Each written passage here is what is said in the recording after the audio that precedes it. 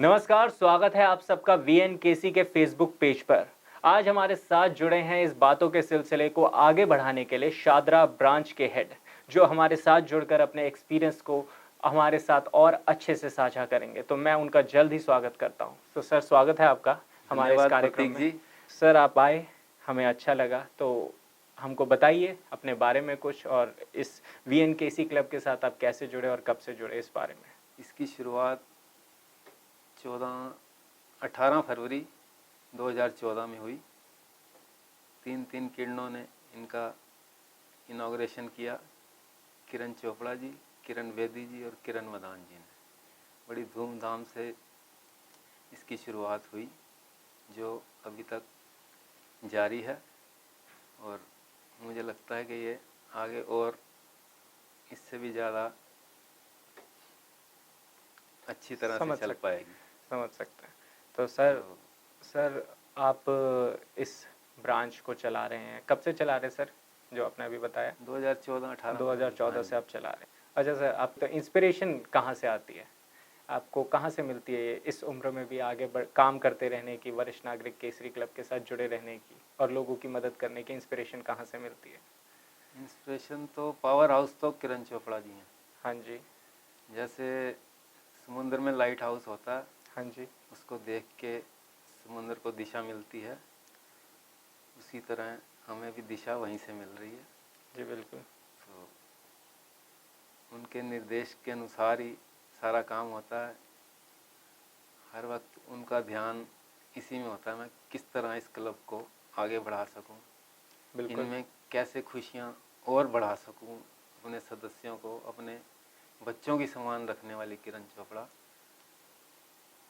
उनका जवाब नहीं है इस मामले में। तो मैं उनको तो बहुत बहुत धन्यवाद करना चाहता हूँ कि उन्होंने कोरोना काल में भी हमें महसूस ही नहीं होने दिया कि हम अकेले हैं।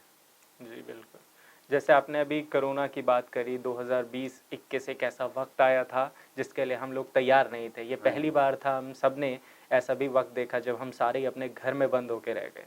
तो उस वक्त की कोई एक चीज़ जो आपको लगती है कि वरिष्ठ नागरिक केसरी क्लब ने अलग करी अपने लोगों को मदद करने के लिए? जैसे बहुत सारी वर्चुअल मीटिंग्स रखी गई, फर्स्ट टाइम ये सारी चीज़ें हुई होंगी, और बहुत से लोगों को, जुड़े हुए लोगों को फ़ोन चलाने नहीं आते होंगे, ऐसी चीज़ों के बारे में पता नहीं होगा। तो क्या चीज़ आपने अलग करी, कैसे उन लोगों की मदद करी? कोई ऐसा एक्सपीरियंस बताइए सर। कोरोना काल में ये वर्चुअल मीटिंग ने तो सबको फ़ोन चलाने भी सिखा दिए। जी बिल्कुल, समझ देखा हम सब ने। एक सबसे बड़ी प्लस पॉइंट तो ये हुआ कि बहुत सारे प्रोग्राम्स होते थे।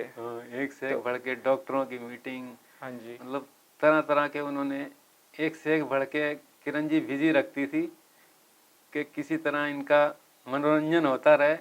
जो अगर समय लगेगा मनोरंजन में तो दूसरी तरफ ध्यान नहीं जाएगा। बिल्कुल सही कह रहे हैं।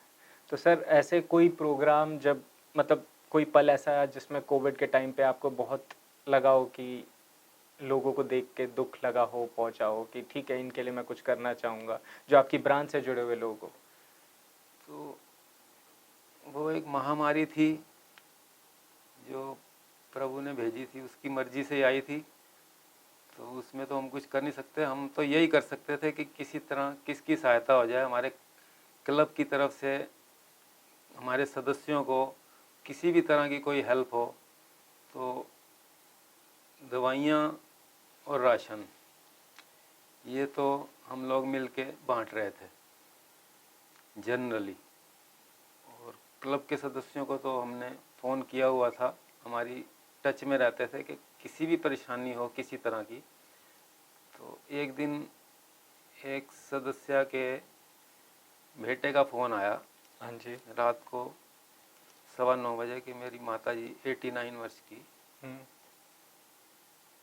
पैर स्लिप कर गया हाँ जी। बाथरूम में, और उठ नहीं पा रही, लगता है कि हड्डी टूट गई कूल्हे की, और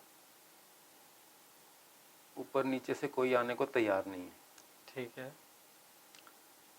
तो हम दोनों भाई, हमारे ब्रदर भी हैं कमल खन्ना जी, वो भी साथ में ब्रांच हेड हैं। ठीक है। तो हम दोनों भाई गए उनके यहाँ, उनको माता जी को उनका बेटा था एक, तीनों ने मिलके उठा के अपनी गाड़ी में गए थे, गाड़ी में डाल के हेडगेवार ले गए। वहाँ पे उनकी जी, बहुत अच्छा लगा कि अगर आप इस उम्र में भी लोगों के लिए ऐसे बढ़ चढ़कर मदद करने को तैयार हैं, वो भी वरिष्ठ नागरिक केसरी क्लब के साथ जुड़ने के बाद से ही। तो सर, अगर एक मतलब आपको कहाँ से मिलती है इंस्पिरेशन, अगर ये सवाल रखा जाए कि इस उम्र में भी जब हम देखते हैं अक्सर कि अक्सर सुनते हैं कि जिनके पास पैसा होता है उनके पास दिल नहीं होता, जिनके पास कहते हैं ना वक्त होता है उनके पास कोई साथ बैठने वाला नहीं होता। पर आपको इंस्पिरेशन कहाँ से मिलती है उन लोगों की मदद करने के लिए? एक अध्यात्म में कहा गया है कि सेवा वो होती है जो सेवा से प्रेरित होके खुद सेवा करने के लिए तैयार हो जाए। सामने कोई सेवा हो रही है, उसको देख के अगर प्रेरणा मन में आ जाए तो असली सेवा वही है। तो किरण जी की सेवा देख के गरीबों, जब हम जाते थे देखते, शुरुआत वहीं से हुई ना। जब 2 साल तो हमने पूरा प्रैक्टिकल किया, 12 से लेके 14 तक। जी बिल्कुल। 14 में क्लब ज्वाइन हुआ कि आर्थिक सहायता दी जाती थी हर महीने असहाय लोगों को। तो हम देखते थे किरण जी हर सदस्य से गले मिलती थी, अच्छा। उन गरीब लोगों से जो समाज के ठुकराए हुए, अपने घरों से ठुकराए हुए, उन लोगों से वो गले मिलती थी। तो वो प्रेरणा हमें आज तक भी इतना भुलाए नहीं भूलती कि क्या? भुलाए नहीं भूल रही है हम्म, कि इतना ममता, इतना प्यार अपने बच्चों की तरह उसने हमें बहुत प्रेरित किया। और जी वो सर। आज उनसे ये पूछा जाता है, जिनको असहाय लोगों को, जिनको आर्थिक सहायता दी जाती थी, कि आप अगली मीट जब आओगे, अगली बार अगले महीने, तो आप क्या खाओगे? अच्छा, आपकी पसंद का खाना बनाया जाएगा। समझते कितनी हैं। ममता है, मैं बयान नहीं कर सकता। मतलब कुल मिलाकर किरण जी ये को देखकर आप लोग को बहुत बहुत प्रेरणा मिलती है बहुत कि जिस प्रेरणा तरह मिलती से है। वो लोगों से मिलती हैं, जुलती हैं, उठती बैठती हैं उन लोगों के साथ जिनका उस कोई नहीं है। उस बात के तो हम कायल हो गए।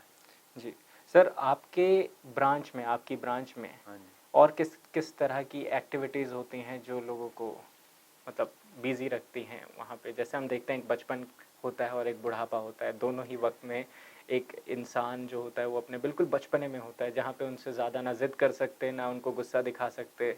तो उनको आप कैसे बिजी रखते? क्या आपकी ब्रांच अलग करती है? बच्चा और बूढ़ा एक समान होते हैं। हाँ, कहने का वही मेरा मतलब था। तो एडजस्ट जो है, हम यही प्रेरणा देते हैं बच्चों को, उनके बच्चों को, कि आप थोड़ा तसल्ली रखिए। और अपने सदस्यों को ये कहते हैं कि आप मुंह पे टेप लगा लो, आँखों पे पट्टी बांध लो, अच्छा। और कोई इंटरफेयर मत करो, मुंह से फालतू मत बोलो, बच्चों से एडजस्टमेंट करो जैसे भी है। पर नॉन कौन मौन वाला सिद्धांत। नहीं, जैसे एक्टिविटीज़ मतलब क्या अलग चीज़ है उनको बिजी रखने के लिए? क्या करते हैं कि जैसे वो आ जाते हैं आपके पास हैं, आज वो जुड़ गए हैं तो वो आए हैं, तो कुछ अलग तरह का कुछ सेशन होता है कुछ? सेशन उसमें कैरम अच्छा। कैरम बोर्ड है, बोर्ड वो खिलवाया जाता है। और वो नींबू लेमन रेस, समझ गए, स्पून, समझ गए, वो मतलब अलग अलग तरह हाँ, की चीज़ों में उनको व्यस्त रखा रोप। जाता है। आखिरी हमारा सवाल रहेगा कि एक मैसेज क्या रहेगा उन इस सोसाइटी के लिए? मैसेज क्या रहेगा जब से आप वीएनकेसी के साथ जुड़े हैं? कुछ ऐसे लोग होंगे जिनको इसके बारे में नहीं पता होगा, वरिष्ठ नागरिक केसरी क्लब के बारे में, और कुछ ऐसे होंगे जो बहुत अपनी जीवन में संघर्ष का सामना कर रहे हैं इस बुढ़ापे में, जिनके बच्चों ने उनका साथ छोड़ दिया। तो आप क्या मैसेज देना चाहेंगे सोसाइटी को कि जब से आप जुड़े हैं वरिष्ठ नागरिक केसरी क्लब के साथ, कि क्या चीज़ अलग हो सकती है? अलग यही हो सकती है कि उसमें बुजुर्गों को